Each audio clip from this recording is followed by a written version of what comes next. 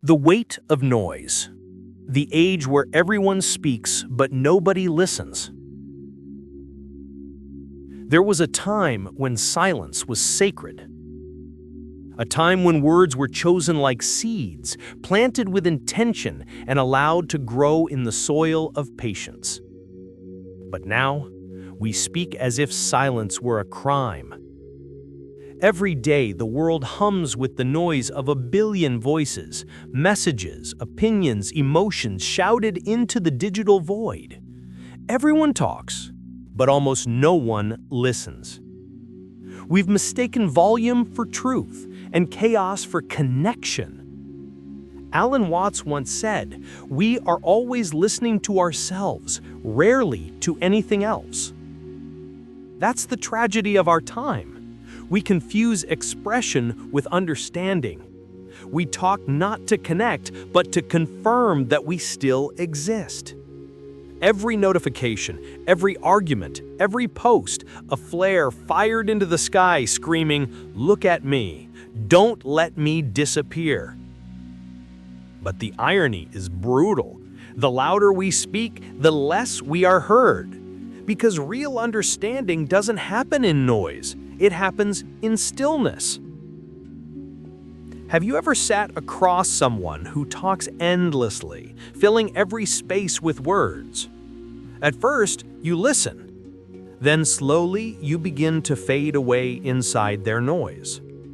And what they fear most, being ignored, becomes inevitable. That's what the modern world has become, an echo chamber where love suffocates under the weight of constant talking. We call it connection, but it's addiction. Addiction to attention, addiction to certainty, addiction to filling silence before it reveals what we truly are. Watts understood something terrifying about silence. It doesn't lie. When the noise fades, you meet yourself. And for most people, that's unbearable. That's why people chase distractions, because silence forces you to confront the truth. You don't really know who you are without noise to define you. Think about it. When was the last time you sat in complete quiet, no music, no phone, no conversation, and felt at peace? For most, silence feels like suffocation, not serenity. Because silence strips away illusion. It removes the masks. It kills the performance. In silence, there's no one to impress, no identity to protect. Only the raw echo of your existence. And that's where fear lives. But here's the paradox. The very thing we fear, silence, is also the only space where love can breathe. Because love, real love, doesn't exist in words. It lives in the pauses between them. It's the stillness between heartbeats, the glance that says everything without sound. Look around. Couples who used to talk all night now scroll in parallel silence. Friends who once shared secrets now exchange emojis. And yet, everyone claims to be connected. But it's a hollow kind of closeness, the kind that vanishes when the Wi-Fi drops. This is the age of noise, where people speak louder, love faster, and feel less. Because depth requires silence, and silence feels like death. We chase stimulation because we fear stillness. But stillness is not the enemy. It's the teacher. Watts believed that to truly understand life, one must learn to listen, not just with the ears, but with the entire being. Listening is not waiting to speak. It's dissolving into the moment. It's letting the sound of the world move through you without needing to respond. Imagine a symphony. If every instrument played constantly, you'd hear nothing but chaos. What gives music beauty are the pauses. the spaces where sound stops and meaning begins. Life works the same way. The problem is that we've forgotten how to rest between notes. We speak to fill emptiness, not realizing that emptiness is sacred. The universe itself was born from silence. Not a scream, not a word, but a breathless pause before creation. And so we live surrounded by constant chatter, by headlines and opinions and arguments that never end. And somewhere in all that noise, love quietly dies. Because love is fragile. It doesn't fight to be heard. It whispers. And only those who have learned to be quiet can hear it. So maybe the point is not to silence the world, that's impossible, but to silence ourselves enough to hear something real again. Because when you stop speaking for a while, something miraculous happens. The world begins to speak back. You notice the hum of the refrigerator, the rhythm of your breath, the wind against the window. You hear the heartbeat you forgot was there. And in that heartbeat, beneath all the chaos, lives something eternal. Not a word, not a sound, just presence. And maybe that's what love actually sounds like. 2. The language of silence. What exists between words? Most people think communication is about words, about sentences, sounds, expressions, something loud, tangible, measurable. But the truth is, the most powerful language humanity has ever known is the one we stopped using: silence. Alan Watts used to say, the meaning of a word is not the word itself, but the silence between the words. And if you think about it, he's right. Every time we speak, we carve silence into pieces. We give shape to the void. But without that void, the words would mean nothing. Silence is not the absence of meaning. It is the space where meaning is born. Look at the night sky. Between the stars, there's nothing but darkness. And yet, without that darkness, the stars wouldn't shine. It's the same with us. Our lives, our relationships, our emotions, they only have clarity because silence frames them. It's what gives love its gravity and pain its echo. But we've forgotten that silence is a form of language. We've replaced it with noise, endless noise.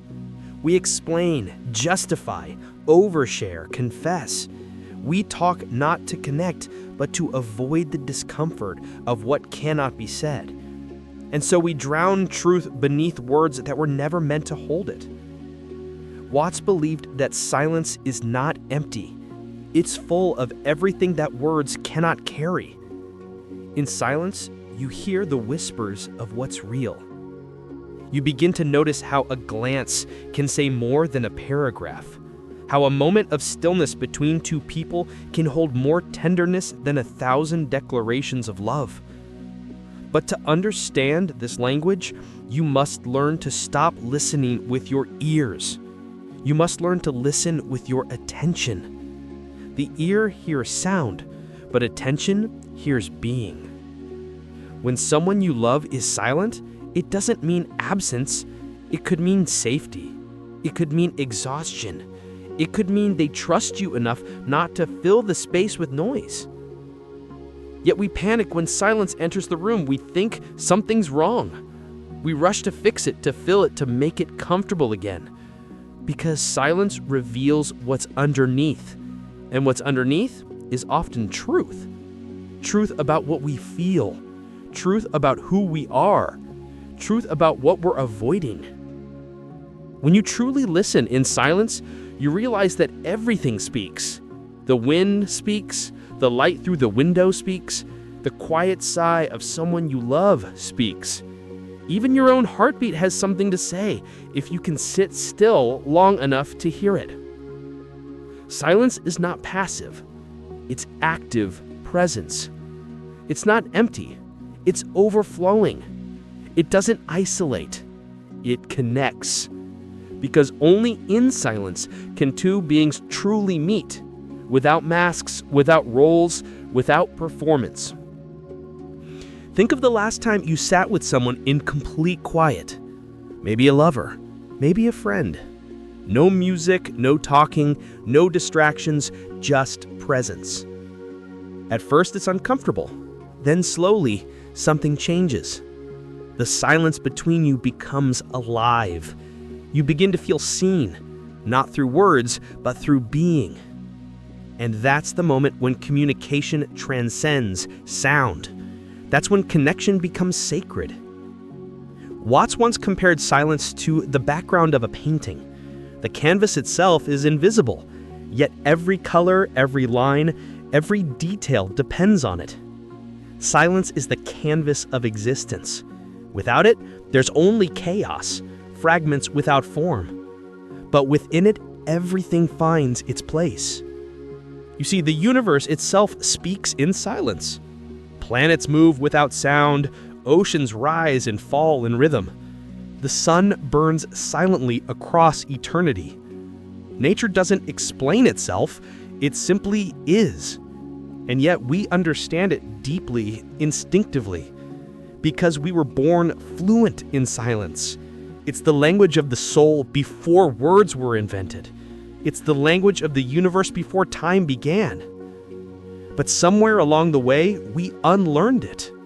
We began to fear silence like a void that could swallow us whole. We've forgotten that silence is not absence, it's awareness. It's what remains when all the illusions fade.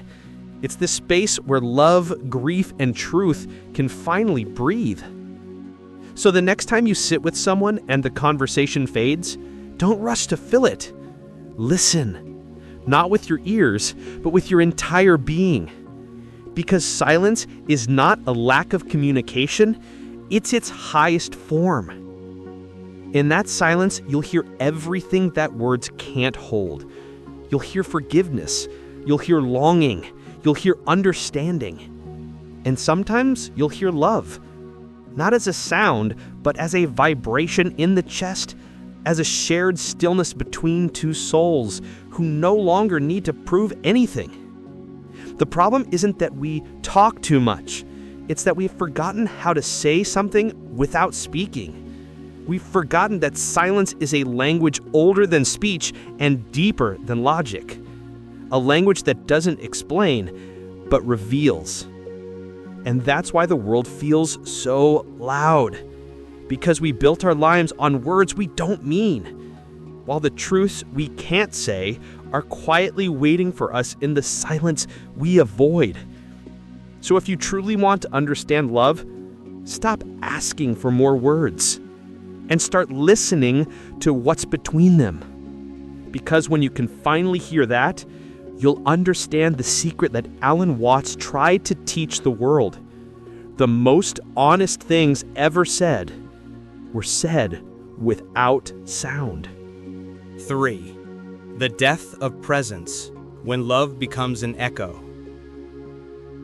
There was a time when love was presence, not performance.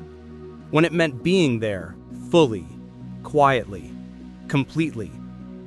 But somewhere between our fear of being unseen and our obsession with being remembered, we forgot what presence feels like. Now we confuse attention with affection and validation with intimacy. We call it connection, but most of it is just noise, bouncing between two lonely hearts. Alan Watts once said, "The meaning of life is just to be alive." It is so plain and so obvious, and yet everybody rushes around in a great panic, as if it were necessary to achieve something beyond themselves. And isn't that what love has become? A performance, a negotiation, an endless panic to prove our worth, rather than simply being. We no longer look into each other's eyes. We look into screens. We no longer sit in silence. We fill it with distractions. We no longer meet someone to share time.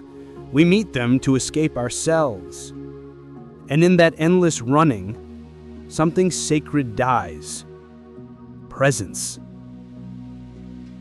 Presence is the soul of love. It's the quiet gravity that makes two people orbit around each other without force. It's not loud, it doesn't beg, it doesn't rush. Presence doesn't need to say, "I love you" every minute. It shows it through attention, stillness, and the courage to just exist beside another soul. But we've forgotten how to be still. We've replaced depth with dopamine. We scroll, we swipe, we post, we chase. And what we call love is often just an echo of what it once was. An echo can sound beautiful, but it's never the real thing. It's just a repetition of something that's already gone. That's what happens when we lose presence. Love turns into an echo. We hear our own longing coming back to us, distorted, hollow, fading a little more each time.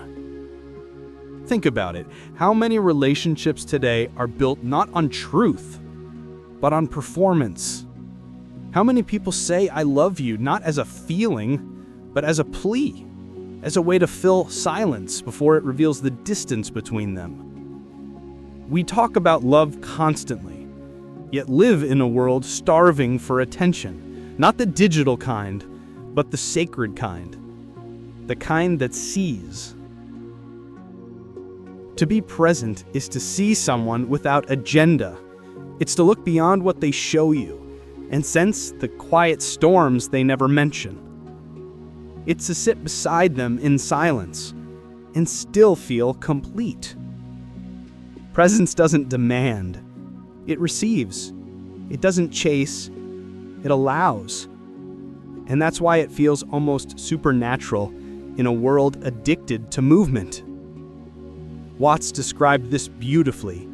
You are an aperture through which the universe is looking at itself.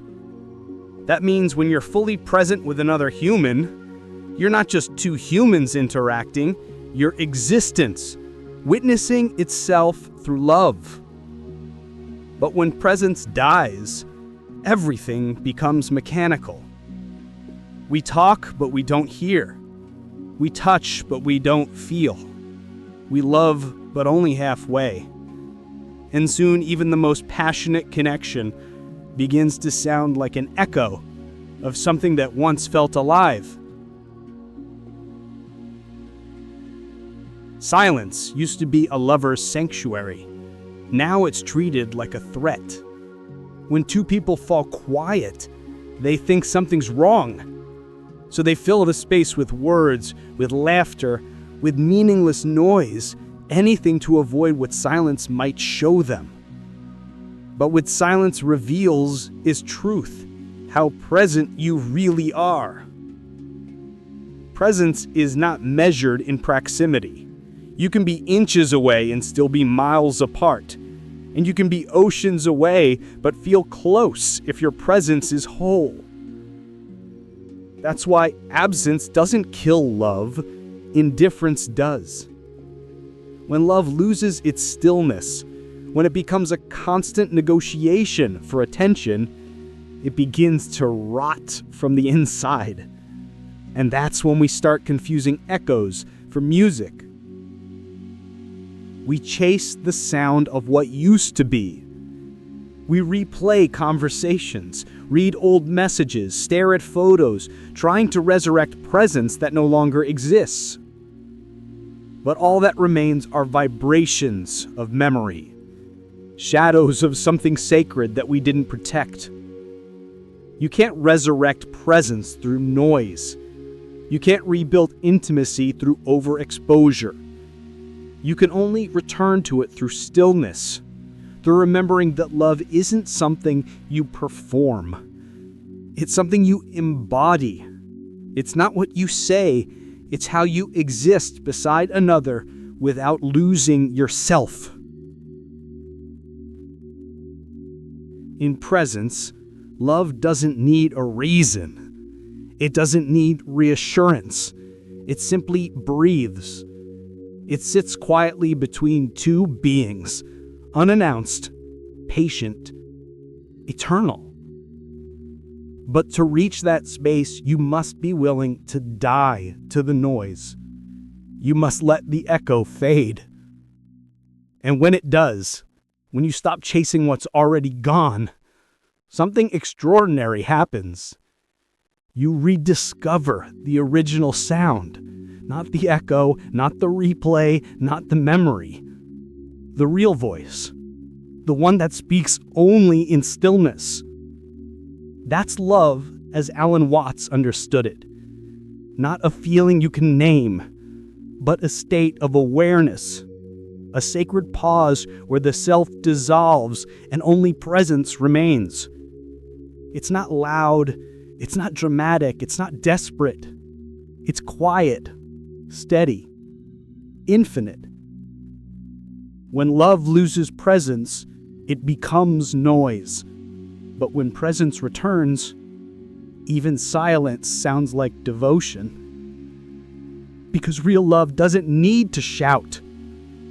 It just needs to be. 4. The sacred pause, learning to hear what the world forgot.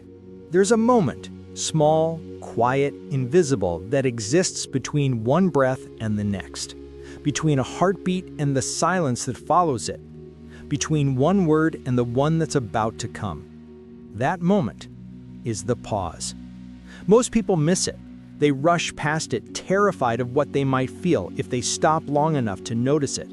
But Alan Watts used to remind his listeners that life happens in the pauses, because everything else, the chaos, the talking, the noise, is just movement. It's only when the movement stops, when we pause, that we truly meet life itself. The pause is sacred. It's the still point where you can finally hear the hum beneath all things, the quiet rhythm of existence. It's what the mystics called the space between thoughts, and what Watts called the eternal now. But we've built a world allergic to that stillness.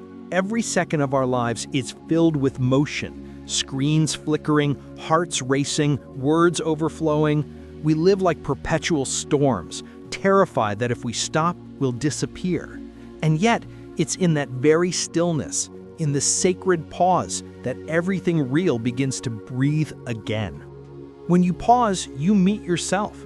Not the version you post online, not the one that smiles for others, the quiet one, the one that watches it all unfold behind your eyes. That's the self the noise tries to drown.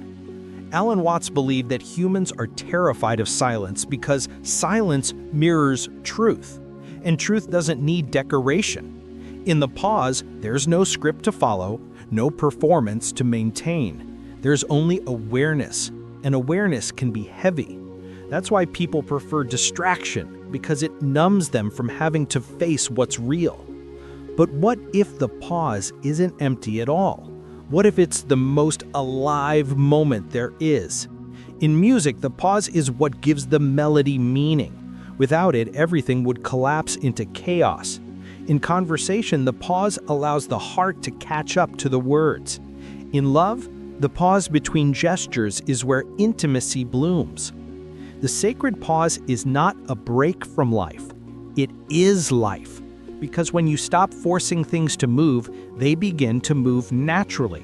That's the paradox Watts always laughed about, that the more we chase, the less we receive. And the more we pause, the more life unfolds effortlessly around us. Try this. Sit in silence for 1 minute. Don't chase a thought, don't fix anything, don't explain yourself to the universe. Just pause. And watch how quickly your mind panics. It will throw distractions at you, plans, regrets, memories, desires, anything to pull you back into the noise, because silence threatens the illusion that you're in control. But stay with it. Breathe into that discomfort, because beyond that panic lies peace. Not the kind that comes from achieving or escaping, the kind that comes from being. It's the peace that doesn't need conditions to exist. Watts described it as the moment when the drop realizes it is the ocean. The pause is that realization, that brief, sacred space where the self dissolves into something vast, and everything that once felt urgent suddenly feels irrelevant. That's why those who master the pause become magnetic. They walk differently. They speak slower. They don't rush to fill silence because they're not afraid of it anymore. They understand that silence is not awkward, it's alive. It's speaking in ways the mind can't understand, but the soul recognizes instantly. In that stillness, you begin to notice small miracles. The way sunlight touches dust, the rhythm of rain against glass, the pulse in your wrist aligning with the rhythm of the earth. Everything becomes clearer, sharper, more intimate, because when you pause, life stops being a performance. It becomes an encounter. And that's what the world has forgotten. It has forgotten how to pause. We fill every silence, every schedule, every second, terrified that stopping means wasting time. But you don't waste time when you pause. You meet it. You finally see it as it is, unbroken, eternal, infinite. Alan Watts said that the meaning of life is just to be alive. But to be alive, you must be willing to stop. To stop thinking you must do something extraordinary to deserve peace. To stop chasing noise and rest inside the quiet that's been waiting for you all along. The sacred pause doesn't ask you to renounce the world, only to see it again. To stop talking long enough to hear the wind whisper ancient truths. To stop rushing long enough to feel your pulse sync with existence. To stop grasping long enough to realize you never needed to. Because in that pause, that tiny gap between breath and thought, you find what everyone's been searching for in books, in success, in others. Stillness, clarity, peace. The pause is not absence. It's presence refined. It's the love that doesn't need to speak, the wisdom that doesn't need to explain, the truth that doesn't need to shout. When you find it, you stop begging life to make sense, because suddenly you understand. Life was never meant to be chased. It was meant to be noticed. And that noticing, that pure awareness of being here, now, is the closest thing to eternity you'll ever touch. That's what the sacred pause gives you. Not escape, but return. Not silence, but listening. Not emptiness, but everything. So pause. Not tomorrow, not after the next distraction, now. Because this moment, right here, right now, is eternity, disguised as a heartbeat. 5. The return to stillness, when silence becomes louder than love. There comes a point when the noise of the world no longer touches you, when you stop needing to respond, to defend, to prove, or to perform. You realize that the deepest truths don't need to be spoken. They can only be felt. And in that realization, you come home, to silence. Alan Watts called it the sound of the universe listening to itself. That's what stillness really is. Not emptiness, not the absence of sound, but the fullness that remains when everything else fades. It's the quiet hum behind every heartbeat, the pause between every wave, the invisible thread tying all things together. This is what it means when silence becomes louder than love. Because love, in its highest form, is not a confession or a cry. It's presence.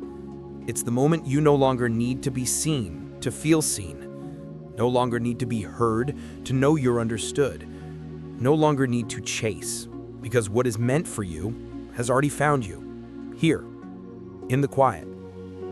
Most people spend their lives shouting into the void, begging for meaning, for affection, for recognition. They fill the air with words and wonder why they feel unseen. But the universe doesn't answer noise, it answers stillness. Because stillness is alignment. It's when your inner world finally stops fighting what is. You see, silence doesn't demand, it invites. It doesn't conquer, it receives. It doesn't beg, it allows. And the paradox is that once you surrender to silence, life begins to speak in ways you'd never imagined. You start to hear what you couldn't before, not through your ears, but through your being. The rustle of trees becomes a message. The wind carries a familiar voice. Even the smallest pauses between your thoughts begin to sound like home. That's the song of stillness. Subtle, eternal, honest.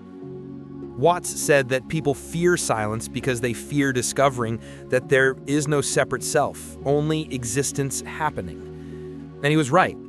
Silence dissolves the illusion of separation. In the quiet, the boundaries blur between you and the world, between love and loss, between past and now. There's just awareness, pure, unfiltered, infinite awareness. And in that space, you see that what you've been searching for was never outside of you. It was the quiet inside you, waiting patiently beneath all the noise. This is what it means to return to stillness. It's not about withdrawing from life. It's about seeing life clearly, without distortion. It's not about silence for silence's sake. It's about hearing the truth beneath every sound. You stop resisting the flow of things. You stop chasing what already belongs to you. And suddenly life feels less like a battle and more like a breath. Silence becomes your teacher, your healer, your oldest friend. You learn that peace isn't the absence of storms, but the ability to stand still within them. That love isn't found in words, but in presence, in the quiet act of being there completely. When silence becomes louder than love, it doesn't mean love disappears. It means love evolves. It becomes something wordless, timeless, unconditional.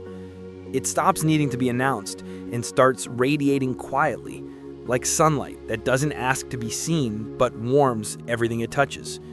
You start loving differently without control, without fear, without expectation. You love by allowing, by witnessing, by holding space instead of holding on. And in that gentle shift, everything changes. Because now you're not seeking love, you are love, expressed through awareness. You don't chase understanding, you embody it. You don't crave connection, you become the space where it can happen naturally. That's the ultimate irony. When you stop needing, you start receiving. When you stop running, life catches up. When you stop shouting, truth begins to whisper. And when you stop begging for love, it begins to flood in quietly, from everywhere, through everything. There's a line Watts loved to repeat. To understand music, you must hear the silence between the notes. And maybe that's what existence has been trying to teach us all along, that the meaning of life isn't found in what we chase, but in what we pause long enough to notice. That love, wisdom, and peace don't need to be created.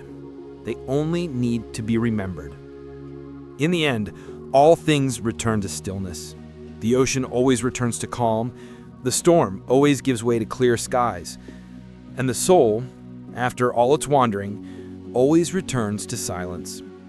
So stop searching for meaning in noise. Stop asking for proof in words. Listen instead. Not with your mind, but with your presence. Because when you listen deeply enough, you'll hear something extraordinary. The sound of life itself breathing through you. That's when you'll finally understand. You were never alone. You were never unloved. You were just surrounded by too much sound to notice. And now that the silence is returned, you can finally hear what was always there. The quiet truth that love was never gone. It was just waiting for you to be still enough to feel it.